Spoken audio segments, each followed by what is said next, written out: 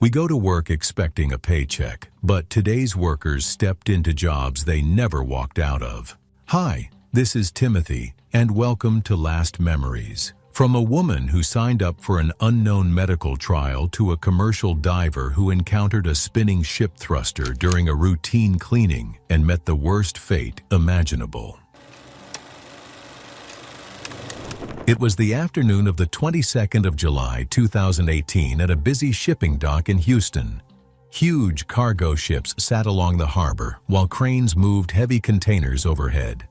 Maintenance crews worked around the docks preparing ships for inspection and repainting before they left for new overseas trips. Marco Delgado was 29 years old and he worked as an underwater hull cleaner. Marco had to dive beneath ships and scrape off barnacles and algae and all the thick buildup that got stuck on the steel hull using underwater cleaning tools. Despite the work being dangerous, the pay was good compared to any dock jobs. Underwater, divers worked in the dark with almost no visibility while being surrounded by massive ship machinery beneath vessels weighing thousands of tons. Co-workers said Marco was experienced, dependable, and calm under pressure. He had spent years doing difficult underwater jobs along the Gulf Coast. The ship they were working on that afternoon was a cargo vessel getting ready to go overseas again.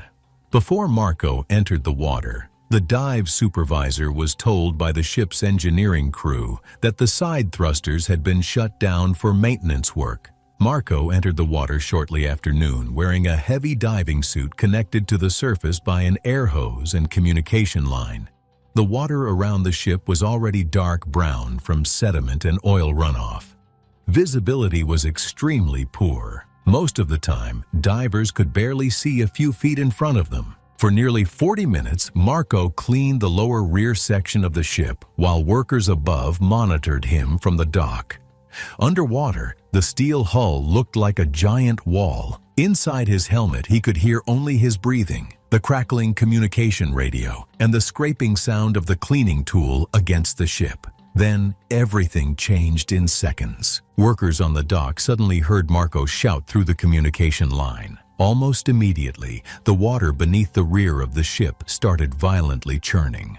One of the ship's side thrusters had been turned on while Marco was still working nearby underwater. The spinning thruster created an extremely powerful suction current beneath the hull. And this is the part that I sincerely don't understand. Someone inside that ship turned on the thruster without ever confirming the diver was out of the water. Marco was suddenly pulled backward through the water before he could react. His air hose snapped tight as the force dragged him directly toward the thruster tunnel beneath the ship. The closer he got, the stronger the current became. Within seconds, the suction slammed him hard against the metal structure covering the thruster opening. The rushing water pinned his chest, stomach, and legs tightly against the steel. The pressure was so powerful that he could not push himself free no matter how hard he fought. Workers above immediately tried pulling him back using the tether line connected to his diving gear, but the thruster was too strong. Eventually, emergency divers had to enter the water immediately, but the visibility was terrible and the water around the stern was still violently moving. By the time they finally reached Marco beneath the ship, he had already lost consciousness after suffering severe crush injuries and running out of air during the struggle. He was pulled back onto the dock several minutes later. Marco was pronounced dead shortly afterward. The medical examiner later ruled his death was caused by compressive crush injuries and drowning during an industrial diving accident. Investigators later found major communication and lockout failures. While Marco was still underwater, engineers restarted the ship's propulsion system without warning the dive crew. After the incident, both companies received major safety violations, and new rules required physical confirmation that all propulsion systems were shut down before divers entered the water. The next case I'm covering didn't happen outdoors or on a job site. It happened inside a climate-controlled facility with doctors present, and the woman at the center of it had signed every form they put in front of her.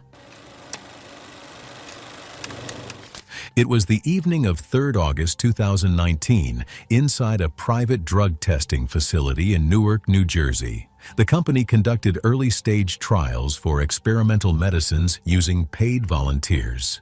Most participants joined because they needed money urgently. LaTacia James was 31 years old and was practically jobless. Months earlier, her senior brother, who was the major provider for the family, had died in a motorcycle crash, leaving her struggling with rent, medical debt, and the responsibility of helping support her mother and younger brother. Friends later said she became quieter after the loss, but continued working constantly to keep the family financially stable. The clinical study offered several $1,000s to volunteers willing to remain inside the facility for 2 weeks while researchers monitored the effects of a new neurological drug. When I read about why she signed up, I had to stop for a minute. She was trying to hold her family together the only way she could find. Earlier participant groups had already reported dangerous side effects, including elevated heart rate, dizziness, tremors, and episodes of high blood pressure during dosage increases. Researchers decided to adjust portions of the dosing schedule, but allowed the trial to continue under observation. By the 9th night of the study, LaTacia had already spent more than a week inside the facility. That evening, she received a stronger dose as part of the scheduled escalation phase. Roughly 20 minutes later, she started complaining of tightness and dizziness in her chest. Nurses checked her vital signs and observed that her heart rate had risen significantly above expected levels. While staff continued monitoring her condition, she became increasingly restless and reported numbness in her hands. A short time later, she began seizing violently on the bed. Nurses rushed to restrain her from rolling off the mattress, while another staff member called for emergency assistance. During the seizure, foam began collecting around her mouth after she appeared to bite down hard on her tongue. The convulsions lasted less than 2 minutes before slowing. After the seizure ended, LaTacia appeared disoriented and struggled to respond clearly to questions from staff. Her breathing became shallow, and monitors showed her blood pressure dropping rapidly over the following minutes despite emergency treatment. Then she went into cardiac arrest. Doctors and emergency staff attempted resuscitation measures, but she could not be revived. LaTacia James was pronounced dead later that night.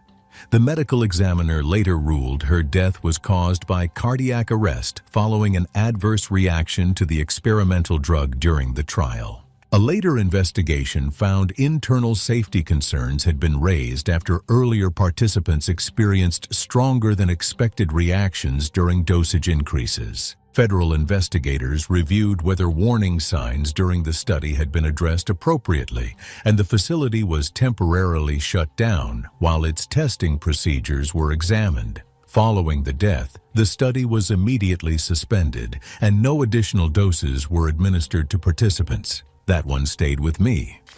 But the next case takes place somewhere completely different, inside an apartment building where a man showed up to do a job most people won't even talk about. It was the evening of the 11th of October 2018 inside a small apartment complex in Baltimore. Police officers and cleanup crews stood outside a third-floor apartment after neighbors reported a strong odor coming from inside the unit for several days. When management finally opened the apartment with police present, they discovered the elderly tenant had died alone inside. Bardo Branson was 49 years old and worked as a crime scene cleaner. His job involved cleaning apartments, houses, and buildings after unattended deaths, violent crimes, and hazardous biohazard situations. The work paid better than most cleaning jobs, but it regularly exposed workers to industrial chemicals, bacteria, and contaminated environments. After separating from his wife several years earlier, he worked long hours to support his 2 teenage children and rarely turned down overtime jobs. The tenant inside the apartment had been dead for more than 2 weeks during a period of late summer heat. The air conditioning unit inside the apartment had stopped working several days after the death. By the time authorities entered the apartment, decomposition inside the sealed unit had become advanced. A strong decomposition odor spread into the hallway when the apartment door was opened. That last part is the detail that gets me. He rarely turned down overtime. He was doing everything right for his kids, and nobody set up the ventilation system properly. Police completed their investigation earlier that afternoon before releasing the scene to the cleanup company. The apartment windows remained closed, trapping heat and contaminated air throughout the unit. Large numbers of flies had gathered inside the bedroom and surrounding areas. Bardo entered the apartment shortly before sunset, wearing protective coveralls, gloves, eye protection, and a respirator mask fitted with replaceable filters. The apartment was extremely hot and humid, despite the protective equipment. For nearly an hour, Bardo worked inside the bedroom where the body had originally been discovered. Workers sprayed industrial disinfectants across the flooring and walls while removing contaminated furniture, carpeting, and other materials from the apartment.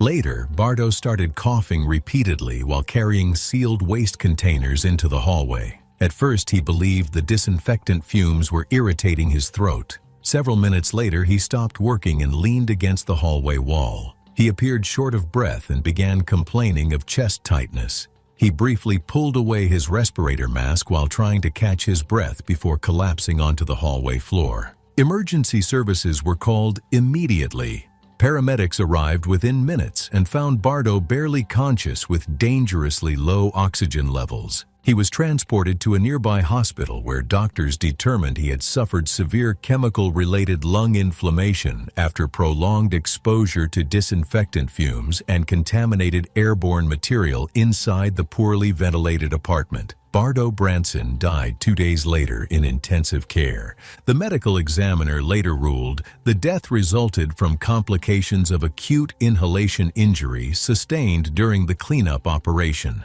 Investigators later found major ventilation failures at the scene. Also, required air circulation systems had not been properly installed before workers entered the apartment, and the company later received multiple safety violations. I didn't want to add the next case, but after going through this, it deserves to be in this list. Because this wasn't a job Jakub had done for years. He had been there 11 days, and he was trying to prove himself.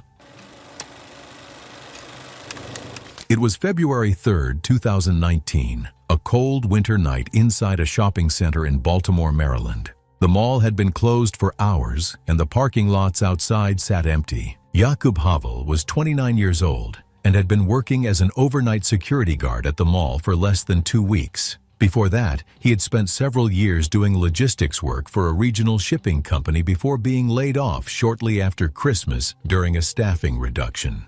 His mother had suffered a stroke earlier that winter, and hospital bills were accumulating alongside his own rent and living expenses. When the shopping center security offered him an overnight position, he accepted the same day. He had been hired 11 days before the night of February 3rd and had not yet completed the full security training program. His supervisor had noted during his first week that Havel was attentive but lacked the instincts that came from time in the field.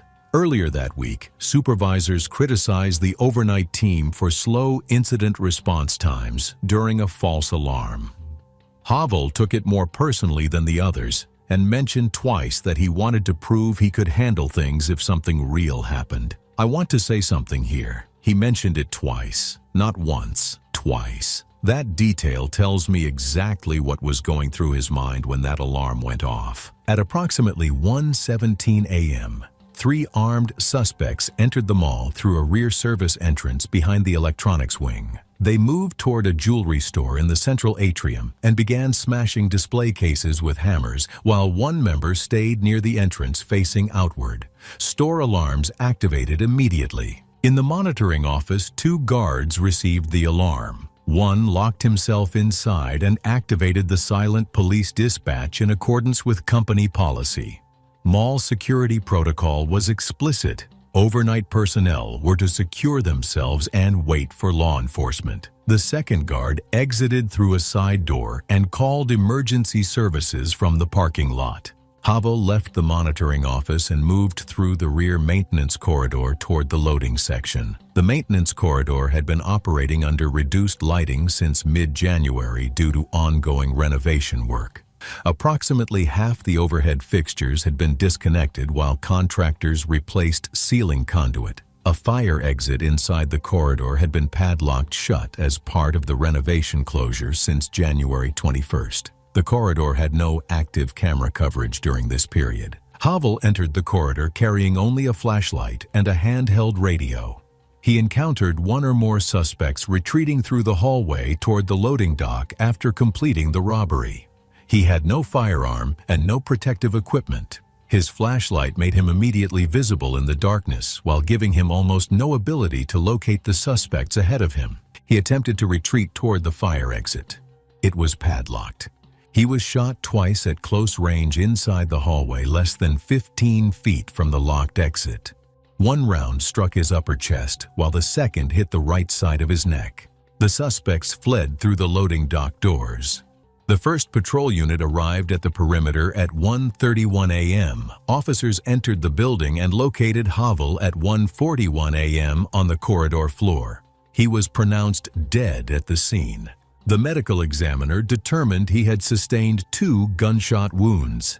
The cause of death was recorded as acute hemorrhagic shock resulting from multiple gunshot wounds causing vascular and thoracic trauma. The padlocked fire exit was later cited as a contributing factor by building safety inspectors who found the corridor had violated emergency egress regulations during the renovation period. Investigators later identified the 3 suspects through traffic camera footage captured near the loading dock exit, and all were arrested over the following months. He took the overnight shift to help cover his mother's hospital bills, but never made it back. I wonder what his mother felt when she heard the news. Jakub walked toward something he had no training or equipment for because he wanted to prove himself 11 days in. But the next case I found had over a decade of experience, and the equipment failed around him. It was Tuesday morning, September 18th, 2018, in downtown Chicago, Illinois. Moderate wind moved through the river corridor between the high-rises, but conditions remained within the operating range for exterior maintenance work. Federico Acosta was 34 years old and had worked commercial high-rise maintenance across Chicago for more than a decade. He had entered the trade after losing a warehouse job during the recession and eventually became certified on suspended access systems used for exterior cleaning and facade inspection on downtown towers. Over the years, he had grown accustomed to spending entire shifts suspended hundreds of feet above the streets below. A decade of this work, and nothing had ever gone wrong. Trust me, he is very good at his job according to the report, but what happened next changes everything. That morning, he and a second worker arrived at a 48-story office building overlooking the Chicago River shortly before sunrise. They completed equipment checks and began descending the western face of the tower shortly after 8 a.m. Wind conditions increased slightly as the platform moved downward past the upper floors. Morning traffic moved through the intersections below as the platform continued descending the western face of the tower. The platform had just passed the 32nd floor, approximately 320 feet above street level, when one of the suspension cables failed near the rooftop assembly. One side of the platform dropped violently. The structure slammed hard against the side of the building, twisting sections of the railing and sending tools and debris onto the protective sidewalk canopy below. Acosta's co-worker became pinned against the tilted frame as the remaining cable jerked tight under the sudden shift in weight. Acosta was thrown over the side. His independent fall arrest harness caught him several stories beneath the platform and left him hanging against the tower face while the damaged structure continued striking the glass facade above him. The remaining suspension cable strained under the uneven load with each impact. Police, firefighters, and paramedics arrived within minutes and closed the surrounding intersections beneath the building. Firefighters reached the roof and began lowering rescue personnel toward Acosta, while additional crews attempted to stabilize the damaged platform from above. Approximately 20 minutes after the initial failure, the remaining suspension cable snapped. The platform tore away from the building and collapsed down the side of the tower. Sections of the falling structure struck Acosta while he remained suspended beneath the damaged assembly, severing part of his fall arrest system. He fell with the debris into the street below. I've thought about those 20 minutes he spent hanging against that building more than anything else in this case. It must have been horrible. Paramedics reached him within seconds of the collapse. He was pronounced dead at the scene. The medical examiner later ruled the death accidental and attributed it to multiple traumatic injuries sustained during the collapse. Federal investigators later concluded the accident resulted from long-term deterioration inside the rooftop suspension system and the failure of aging load-bearing components that had not been adequately serviced. The building's property management company received citations for deferred maintenance on the suspended access equipment. Acosta's co-worker survived with serious injuries and was hospitalized for several weeks following the incident. Federico's equipment failed around him, and there was nothing he could have done differently. However, in Louisiana, Morris knew every inch of that canal system and still went out short-handed the morning after his wife gave birth. This one I found genuinely difficult to include. It was the early morning of August 22, 2014, along a remote drainage canal outside Houma, Louisiana. An environmental maintenance crew had been assigned to inspect overgrown waterways and remove storm debris blocking water flow. Morris Pierre was 46 years old and had worked in canal maintenance and vegetation clearing for nearly 9 years. His wife had given birth to their first child the previous day. Despite spending the night at the hospital, Morris reported for duty early that morning because the crew was shorthanded after recent storm cleanup operations, and supervisors needed the inspection completed before additional rainfall moved into the area. He told co-workers he wanted to finish quickly so he could return to the hospital before visiting hours ended. I don't know what else to say about that except that it's the detail that makes this case impossible to move past. The inspection required the crew to travel through narrow channels by small aluminum john boat while carrying tools and equipment between points. Recent heavy rain had pushed the canals above normal levels and filled the channels with floating debris and submerged branches throughout most of the route. The banks on both sides dropped sharply into the water at steep, muddy angles with no flat ground to stand on.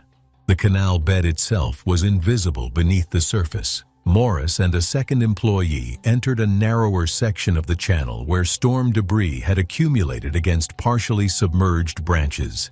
The current pressed the hull sideways while floating limbs scraped along the aluminum sides hard enough to rock the vessel beneath their feet. The boat was carrying tools, equipment, and fuel containers alongside both workers inside a 10-foot frame already sitting low in the water. Morris shifted a fuel container away from the obstructed bow to redistribute the load. The boat lurched against submerged debris as he moved.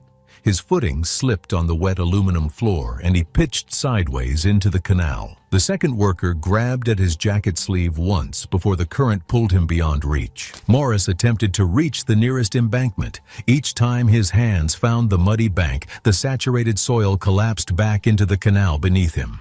The current continued pulling him downstream while floating debris closed around him.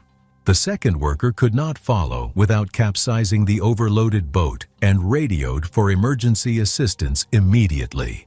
The current carried Morris beneath a mass of floating debris near a canal bend, and he disappeared from view. Search crews worked through the morning to locate him. His body was recovered several hours later downstream inside the same drainage channel. The medical examiner recorded his cause of death as drowning following accidental submersion in a debris-obstructed moving waterway. Investigators confirmed Morris had not been wearing a life jacket, and the crew had not been issued emergency throw lines despite operating in post-storm flood channels. The vessel had also been loaded beyond its recommended capacity. The company received safety citations and updated protocols were implemented across all maintenance crews. His wife was still at the hospital with their newborn when she was notified of his death. I've covered a lot of difficult cases, and that closing line is one of the hardest I've ever read. Morris reported for duty the morning after his child was born because the crew was short-handed. Kelvin's case is the last one I want to cover, and I almost left it out. His daughter's birthday was the next day. The gift was already in his office. It was December 11th, 2019, inside the 12-story headquarters of a private insurance company in downtown Indianapolis, Indiana. A winter storm had knocked out power across the area, and only emergency lighting remained active inside the building. Kelvin Bona was 42 years old and had worked as a senior maintenance technician at the property for nearly 13 years. He knew the building's aging electrical infrastructure better than anyone else on the crew and was trusted with difficult repairs that newer technicians were not assigned. Management had asked the overnight maintenance team to stay behind and monitor critical systems until utility power returned. The next afternoon was his daughter Naomi's 9th birthday. He had stopped at a department store before his shift and bought her a karaoke microphone set she had been asking for months. The unopened gift sat inside his maintenance office beside a birthday card with her name written across the envelope. Earlier that week, employees on the 9th floor had reported a burning smell near the ceiling lights above the accounting department. Kelvin had inspected the area and believed moisture from an aging rooftop HVAC drain had damaged wiring above the suspended ceiling. An outside electrical contractor had been scheduled to inspect the problem the following morning. Kelvin decided waiting was unnecessary. The outage gave him confidence the circuit was already dead, and he believed the repair was simple enough to finish before employees returned the next day. He knew that building better than anyone. I think that's exactly why he skipped the isolation check, because he trusted himself more than the procedure. That gap is the whole case. Around 8:20 p.m., he carried a fiberglass ladder, flashlight, voltage tester, gloves, and a tool bag into the dark accounting department. Emergency lights cast weak reflections across empty cubicles while freezing rain hit the windows. Another maintenance employee remained downstairs checking backup systems while Kelvin went up alone. After removing several ceiling tiles, he climbed into the narrow space above the offices. Dust-covered conduit lines and old wiring crossed the ceiling grid in tangled bundles. He located the damaged section feeding the recessed lights. Procedure required a complete isolation check from the electrical room downstairs before touching any wiring directly. Kelvin skipped that step. The fixtures were already off, and he trusted his own judgment enough to assume the line carried no power. What he did not account for was that portions of the lighting system had automatically transferred onto emergency generator power after the outage began. Working by flashlight inside the cramped ceiling space, he began separating wires near the damaged splice. As he repositioned the conductors with his left hand, his forearm contacted an exposed energized wire hidden behind insulation near the junction box. The shock was immediate. A violent crash was heard through the dark office seconds later as the ladder tipped sideways and hit the tile floor below. The maintenance employee downstairs heard the impact and ran toward the accounting department. He found the fallen ladder beneath the open ceiling tiles and called 911 while shouting for building security. Paramedics and firefighters arrived within minutes. Kelvin was found unresponsive near the ladder. He was pronounced dead at the scene. The medical examiner recorded his cause of death as cardiac arrest caused by high-voltage electrocution, resulting in fatal disruption of cardiac rhythm. Secondary injuries consistent with a fall from height were also noted, but were not the primary cause of death.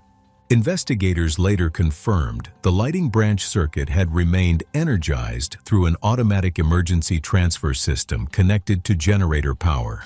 The final report noted Kelvin had bypassed required lockout verification procedures before beginning repairs during active outage conditions. No citations were issued against other employees. The building's emergency transfer labeling and lockout procedures were updated following the incident. I just wonder how his daughter felt when she received her dad's gift. Kelvin trusted his experience over the procedure, and it cost him everything. But the last case I'm about to cover told someone he was struggling, and the work still didn't stop. It was the evening of February 11th, 2019, inside a municipal boiler facility in Birmingham, Alabama.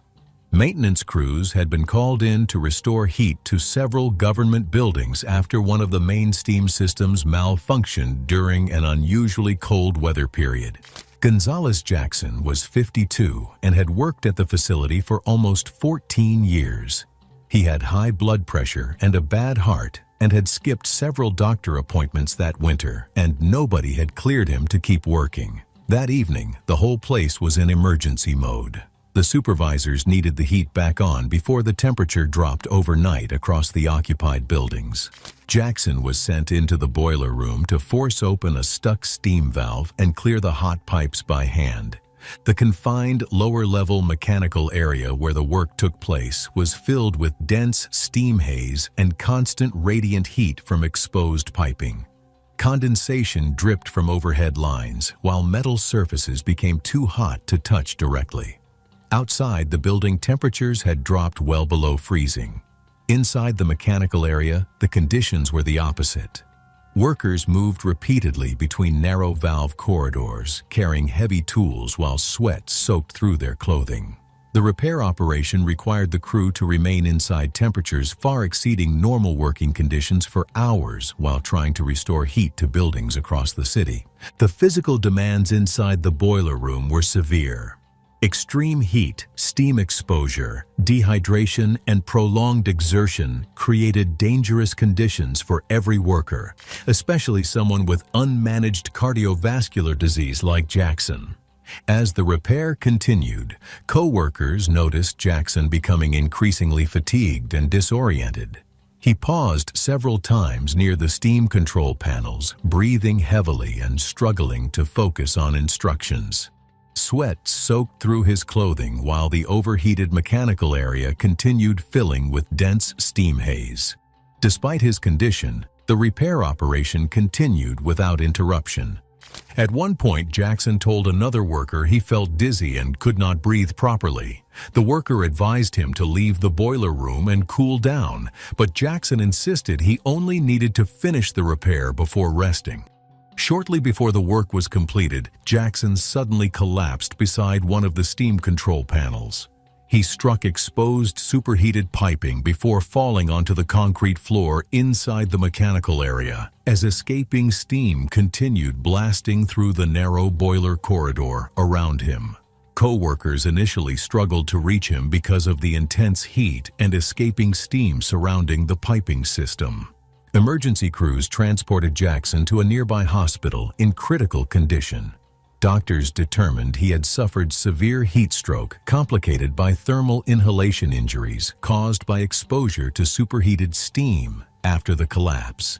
Swelling inside his airway rapidly caused respiratory failure despite emergency treatment. Gonzales Jackson died several hours later in intensive care. Investigators later found no enforced heat rest cycles or medical clearance requirements had been in place during the emergency repair operation.